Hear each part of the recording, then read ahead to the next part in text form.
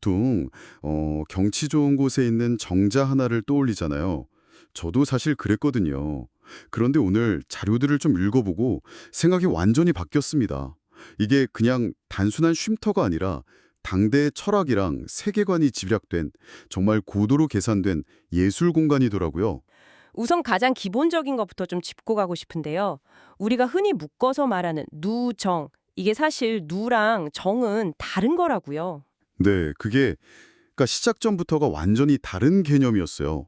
이걸 구분하는 것만으로도 공간의 성격을 파악하는데 아주 큰 도움이 됩니다. 쉽게 말해서 누는 스케일이 크고 좀 공적인 성격이 강한 2층 건물이에요. 아, 2층 건물이요? 네, 일종의 전망대나 뭐 공식 연회장 같은 느낌이죠. 사방이 탁 트여서 멀리까지 조망하기 좋게 높게 짓고 평면도 보통 네모 반듯한 직사각형 형태가 많습니다. 진주 축성루나 밀양 영남루를 떠올리시면 바로 감이 오실 거예요. 아, 그렇군요. 여러 사람이 모여서 큰 행사를 하거나 아니면 군사적인 목적으로 주변을 살피는 그런 다목적 공공 건축물이었네요. 맞습니다. 그럼 정은요? 정은 훨씬 작고 사적인 공간이에요. 마당 한쪽에 아담하게 지은 정자, 딱 그걸 생각하시면 됩니다. 단층인 경우가 대부분이고요. 목적 자체가 소수의 지인들이랑 차를 마시거나 시를 읊는 아주 개인적인 휴식 공간이었죠. 아하, 그래서인지 형태도 훨씬 자유롭고 예술적이에요. 사각형, 육각형, 팔각형은 물론이고 심지어 부채꼴 모양도 있었으니까요. 담양 소세원의 광풍각이 바로 그런 정의 대표적인 예인 거죠. 듣고 보니 확실히 다르네요. 하나는 도시의 랜드마크 같은 느낌이고 다른 하나는 개인의 아지트 같고요. 그런데 자료를 보니까 당, 대, 헌 같은 이름들도 넓은 의미의 누정으로 다르던데요. 맞아요. 그만큼 이런 형태의 건축물이 조선 사회의 여러 계층에서 폭넓게 향유되었다는 증거죠. 사실 건축 형태뿐만 아니라 이걸 누가 어떤 목적으로 지었느냐에 따라서 성격이 또 완전히 달라집니다. 자료들을 종합해 보면 크게 네 가지 유형으로 나눌 수 있어요. 네 가지요? 첫 번째는 단연 궁궐 누정입니다. 경복궁의 경회로처럼 왕과 왕실을 위한 공간이죠. 국가의 권위와 이상을 보여줘야 했기 때문에 당대 최고의 기술과 재료를 총동원해서 지었습니다. 거의 국가 프로젝트였군요. 그렇죠. 두 번째는 앞서 말씀드린 밀양 영남루처럼 지방 관청에서 공공 목적으로 지은 관아누정이 있고요. 세 번째가 아마 청취자분들께서 가장 많이 들어보셨을 사대부 누정입니다. 소세원 같은 거요? 네, 담양 소세원처럼 사대부들이 개인적으로 지은 별서, 그러니까 별장 형태의 정원이죠. 가장 수가 많고 주인의 철학과 취향이 아주 깊게 반영되어 있어서 들여다보는 재미가 가장 큰 유형이기도 합니다. 그리고 마지막은 서원이나 사찰에 있는 누정이겠네요. 안동 병산서원의 만대루처럼요. 교육이나 종교적인 기능을 했겠고요. 네, 맞습니다. 그 외에 아주 소박하게 마을 사람들이 함께 쓰던 민간 누정, 즉 모정도 있었지만 우리가 오늘 주목할 건 이 사대부 누정이에요. 네. 여기서 정말 흥미로운 지점이 하나 있습니다. 이 사대부 누정이 특정 시기에 갑자기 폭발적으로 늘어나거든요. 근데 그게 역설적으로 나라가 가장 혼란스러웠던 16세기 사화 시기였다는 겁니다. 잠깐만요. 그건 좀 의외인데요. 정치적으로 숙청당하고 목숨이 위태로운 상황에서 오히려 아름다운 정원을 만드는 데 몰두했다는 거잖아요. 현실 도피 같은 거였을까요? 단순한 도피가 아니었다는 게 핵심이거든요. 중앙 정계에서 밀려난 살인들이 그냥 시골에 내려가서 숨어지는 게 아니었어요. 아, 그런가요? 네, 형촌에 누정을 짓고 그곳에 거점으로 삼아서 학문에 연구하고 제자들을 가르치고 다른 살인들과 교류하면서 지역의 여론을 형성하는 공간으로 활용한 거죠. 와, 말하자면 중앙의 정치 무대를 대신할 새로운 대안적 공론장이자 뭐랄까 정치적 살롱을 만든 셈입니다. 그러니까 누정이 그냥 경치 좋은 쉼터가 아니라 권력에서 밀려난 이들의 재기를 위한 베이스 캠프이자 교육기관 역할을 했다는 거군요. 정말 역동적인 공간이었네요. 바로 그겁니다. 시대의 필요에 따라 유연하게 기능을 바꾸면서 생명력을 이어온 거죠. 그래서 이런 누정의 입지나 설계에는 당대의 핵심 사상들이 아주 깊이 녹아들 수밖에 없었어요. 크게 세 가지 철학적 배경을 꼽을 수 있는데 바로 유교, 도교, 그리고 풍수지리입니다. 유교는 왠지 짐작이 가요. 선비의 공간이었으니까 아무래도 도덕적 수양 같은 가치가 중요했겠죠. 정확합니다. 유학자들에게 자연은 그냥 아름다운 풍경이 아니라 도덕적 교훈으로 가득 찬 거대한 텍스트였어요. 사시사철 푸른 소나무를 보면서 변치 않는 절개를 배우고 곧게 뻗은 대나무를 보며 굽히지 않는 지조를 다짐하는 시기죠. 아하, 자연을 보면서 마음을 다잡는. 네. 누정은 바로 이 자연이라는 책을 읽으면서 내면의 성찰하는 서재이자 명상 공간이었던 겁니다. 자연을 스승으로 삼는 공간이었군요. 그럼 도교는 어떤 영향을 미쳤나요? 세속을 벗어나서 자연과 하나가 되는 자연합일 사상 같은 게 반영되었을 것 같은데요. 네, 그 도교적 이상향을 가장 극적으로 구현한 곳이 바로 남원 광활로원입니다. 광활로원은 실제 자연 경치를 본뜬 게 아니에요. 달나라에 있다는 궁전 광안청어부와 신선들이 산다는 삼신산의 이야기를 그대로 땅 위에 대연한 의도적으로 만들어진 판타지 공간이죠. 아, 상상 속의 공간을요? 네, 연못은 은하수를, 세 개의 인공섬은 신선의 산을 상징합니다. 단순히 경치를 즐기는 걸 넘어서 신선의 세계라는 유토피아를 현실에 건설하고자 했던 도교적 세계관의 결정체라고 할 수 있어요. 흥미롭네요. 유교가 현실의 자연에서 교훈을 얻으려 했다면 도교는 상상 속의 이상향을 현실에 창조하려 한 거군요.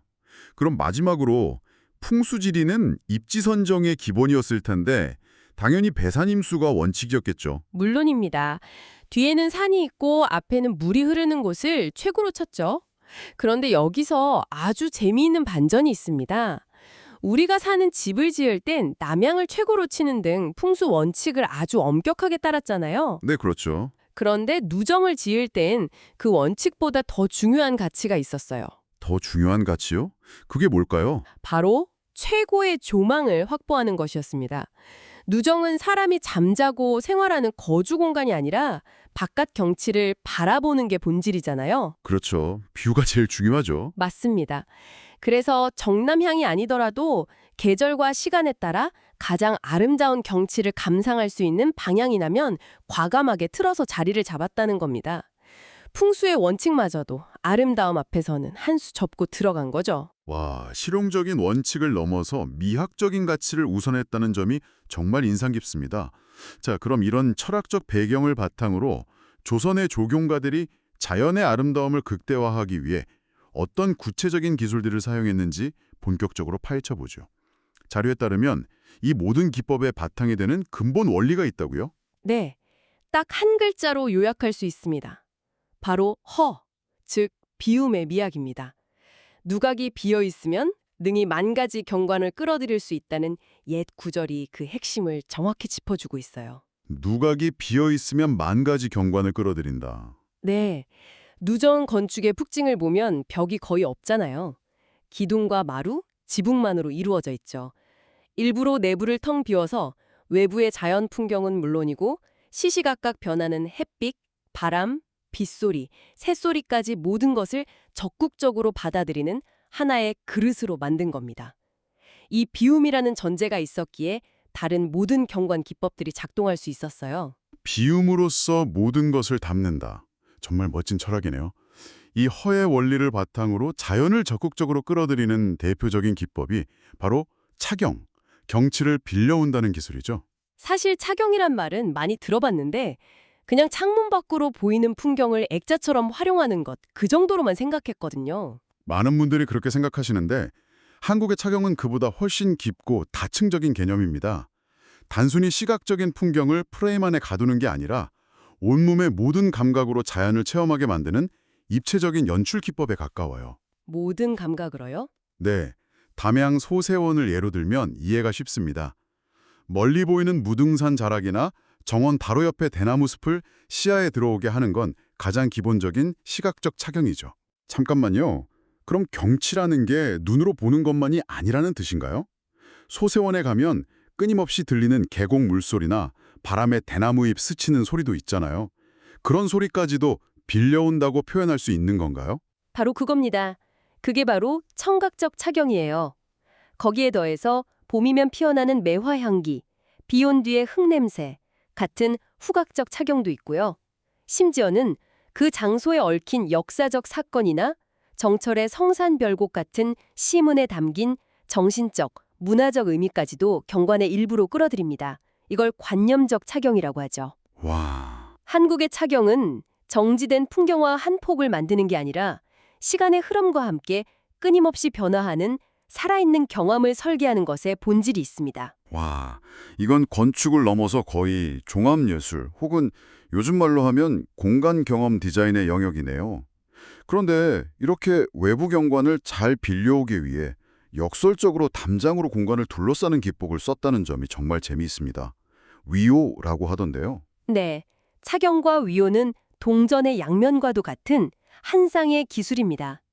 위오는 담장이나 숲으로 공간을 적절히 둘러싸고 닫아줌으로써 아늑한 내부 공간을 만드는 기법인데요. 네, 이렇게 공간의 경계가 생기면 그 경계 너머로 빌려온 외부 경관이 훨씬 더 극적으로 강조되고 깊이감이 생기는 효과가 나타납니다. 완전히 열려있는 것보다 적절히 닫힌 틈으로 볼 때 더 집중하게 되는 원리죠. 소세원의 나지막한 흙담이 딱 그런 역할을 하는 거군요. 외부 세계와 완전히 단절시키지는 않으면서 정원 안에 아늑함을 만들고 동시에 담 너머의 풍경을 더 효과적으로 끌어들이는 틀이 되어주는 거네요. 맞습니다. 고도로 계산된 장치인 셈이죠. 그 외에도 흥미로운 기법들이 많은데요. 취경이라는 것도 있습니다. 경치를 모은다는 뜻인데 이건 입지 선정 단계에서부터 적용되는 기법이에요. 경치를 모은다니 어떤 의미죠? 예를 들어 산의 경치, 강의 경치, 바다의 경치처럼 서로 다른 성격의 여러 경관이 기적처럼 한 지정에서 모두 조망되는 명당 자리가 있겠죠? 바로 그런 곳을 찾아내 노정을 세우는 겁니다. 아, 관동 8경 중 하나인 고성의 청관정이 완벽한 예시예요. 그곳에 서면 뒤로는 설악산의 웅장한 산악경관이, 앞으로는 동해의 망망한 바다경관이, 그리고 그 사이로 청관천이라는 하천경관이 파노라마처럼 펼쳐집니다. 각기 다른 경관들을 한 곳으로 모아서 압축적이고 다채로운 경험을 선사하는 거죠. 그야말로 뷰 맛집을 찾아내는 기술이었군요. 이야기를 듣다 보니 이런 공간에 어떤 식물을 심을지 고르는데도 엄청난 고민이 담겨 있었을 것 같습니다. 자료를 보니 정원에 심긴 나무 하나하나가 주인의 인격을 보여주는 언어와 같았다고요. 정확합니다. 단순히 보기 좋은 꽃과 나무를 심는 게 아니었어요. 식물 하나하나가 선비가 지향해야 할 덕목을 상징하는 살아있는 교재였습니다. 가장 대표적인 게 새한사무, 즉 추운 겨울의 새 친구인데요. 아, 소나무, 대나무, 매화 말씀이시죠. 사계절 푸른 소나무는 충절, 곱게 뻗은 대나무는 강직함, 그리고 눈 속에서 홀로 꽃을 피우는 매화는 고결함을 상징하고요. 어떤 역경 속에서도 지조를 지키는 군자의 모습을 보여주는 거네요. 그렇죠. 여기에 난초와 국화를 더해서 군자의 4가지 덕성을 상징하는 사군자도 아주 중요하게 여겼습니다. 또 진흙 속에서 피어나지만 결코 더러움에 물들지 않는 연꽃을 보며 청렴 결백을 다짐하기도 했고요. 물론 이런 상징적인 의미 외에 실용적인 목적도 있었습니다. 어떤 옷들이었나요? 예를 들어 보고 싶지 않은 경관, 가령 옆집에 지저분한 초가 지붕 같은 게 보인다면 그 옆에 대나무를 빽빽하게 심어서 가려버리는 차폐식재 기법을 썼고요. 아, 가림막처럼요? 네. 그리고 건물의 입구 양쪽에 소나무 같은 나무를 대칭으로 심어서 공간에 격식과 위엄을 부여하는 대식 기법도 활용했습니다. 또 누정 건물 뒤편에 숲을 조성해서 건물이 시각적으로 안정감 있게 보이도록 하는 배경림도 중요한 조경 기법 중 하나였습니다. 알겠습니다. 철학부터 구체적인 기술까지 정말 하나의 세계관이 담겨 있네요. 자, 그럼 이제 이 모든 원리와 기법들이 실제 공간에서 어떻게 구현되었는지 가장 대표적인 3곳의 누정정원을 통해 비교 분석해보면 정말 재미있을 것 같습니다. 첫 번째는 단연 사대부 정원의 정수, 다명 소세원입니다. 네, 소세원의 핵심 철학을 한마디로 정의하면 응답과 조화라고 할 수 있습니다. 스승이었던 조광조가 사화로 죽임을 당한 뒤 모든 걸 버리고 낙향한 양산보가 조성한 공간인데요. 그래서인지 자연의 인위적인 힘을 최소한으로 가하고 자연의 원래 모습에 섬세하게 응답하면서 그 아름다움을 극대화하는 방식을 택했습니다. 자연에 순응하는 태도를 취했다는 거군요. 구체적으로 어떤 점에서 그런 특징이 드러나나요? 가장 큰 특징은 정원에 인위적인 중심축이 없다는 거예요. 대신 정원 중앙을 흐르는 자연계류, 즉 시냇물을 따라 모든 건물을 배치한 선형적 구조를 가지고 있습니다. 말하자면 자연의 물길이 이 정원의 설계자인 셈이죠. 아, 사람이 아니라 물길이요? 네, 인간은 그저 자연의 질서에 순응하며 작은 볼을 막아 아담한 폭포를 만들거나 물길을 살짝 다듬어 소리를 더 청아하게 만드는 등 아주 섬세한 개입만을 더했을 뿐입니다. 앞서 이야기 나눴던 위호와 차경의 조화가 절묘하게 나타나는 담장도 빼놓을 수 없겠네요. 그렇죠. 소세원의 나지막한 흙담은 공간을 아늑하게 감싸 안으면서도 위호, 담 너머의 풍경을 효과적으로 끌어들이는 차경, 고도로 계산된 장치입니다. 이처럼 소세원은 자연에 대한 섬세하고 응답적인 설계를 통해 인간과 자연이 완벽한 조화를 이루는 사적인 이상향을 구현한 걸작이라고 평가받습니다. 수세번이 자연에 응답하고 조화를 이루려 했다면 두 번째 사례인 남원 광안루원은 완전히 정반대의 접근법을 보여준다고요? 맞습니다. 광안노원의 핵심 키워드는 상징과 창조입니다. 이곳은 있는 그대로의 자연을 존중한 공간이 아니라 도교적 이상향과 신선세계라는 이야기를 인간의 의지로 땅 위에 새롭게 창조한 공간이에요. 앞서 잠깐 언급해 주셨죠? 연못이 은하수고 섬이 신선이 사는 산이라고요? 네, 그 상징 체계를 좀 더 자세히 들여다보면 정말 재미있습니다. 정원 중앙의 거대한 연못은 땅인 동시에 천상의 강, 은하수를 상징하고요. 그 안에 띄워진 세 개의 섬은 신선들이 불로초를 캐며 산다는 복내, 방장, 영주, 즉 삼신산을 형상화한 겁니다. 그리고 광안로와 이 삼신산을 잇는 아치형 다리가 바로 견우와 직녀가 만나는 오작교죠. 와, 모든 요소가 하나의 거대한 서사를 구성하고 있네요. 바로 그겁니다. 그래서 광안로원을 방문하는 사람은 단순히 경치를 보는 관람객이 아니라 오작교를 건너 은하수를 건너고 신선의 세계로 들어가는 이야기의 주인공이 되는 경험을 하게 됩니다. 자연유의적인 재현이 아니라 문학적이고 철학적인 서사를 바탕으로 완전히 새로운 세계를 구축한 개념적 조경의 정수라고 할 수 있습니다. 정말 흥미롭습니다. 마지막으로 왕의 정원, 창덕궁 부용정으로 가보죠. 이곳의 철학은 앞선 두 곳과 또 어떻게 다른가요? 부용정의 키워드는 질서와 통제입니다. 왕권의 절대적인 권위와 유교적 통치 이념을 질서 잡힌 자연의 형태로 구현한 공간이죠. 그 핵심은 부용지라는 연못에 있습니다. 연못의 형태를 잘 보시면 네모난 연못 안에 둥근 섬이 떠있는 구조거든요. 네, 본 것 같아요. 이게 바로 하늘은 동글고 땅은 네모나다는 전통적인 우주관인 천원지방 사상을 그대로 형상화한 겁니다. 아, 네모난 연못이 땅, 둥근 섬이 하늘을 상징한다면 이 정원을 소유하고 사용하는 왕이 바로 하늘과 땅, 즉 우주의 중심이라는 강력한 정치적 메시지가 담겨 있는 거군요. 정확합니다. 부용지는 단순한 연못이 아니라 왕조의 정통성과 권위를 담아낸 축소된 우주인 셈이죠. 또 하나 주목할 점은 부용정이라는 건물 자체의 독특한 열십자 모양 평면 구조입니다. 맞아요. 그게 참 독특하더라고요. 이게 단순히 디자인이 독특해서가 아니에요. 왕이 정자 안에서 어느 위치에 앉든 각각의 창이 서로 다른 방향의 경관을 완벽하게 프레이밍해서 보여주도록 설계된 겁니다. 마치 잘 조절된 뷰파인더처럼요. 왕이 바라보는 자연마저도 완벽하게 계산하고 통제하려 했던 의도가 담겨 있는 거죠. 그렇군요. 정리해보니 정말 명확하게 비교가 되네요. 네, 이 세 곳은 자연을 대하는 인간의 세 가지 다른 태도를 아주 선명하게 보여줍니다. 소세원은 자연의 질서에 순응하고 응답하려 했고, 광안노원은 현실에 없는 이상향을 새롭게 창조했으며, 부용정은 자연의 유교적 질서를 부여하고 완벽하게 통제하려 했습니다.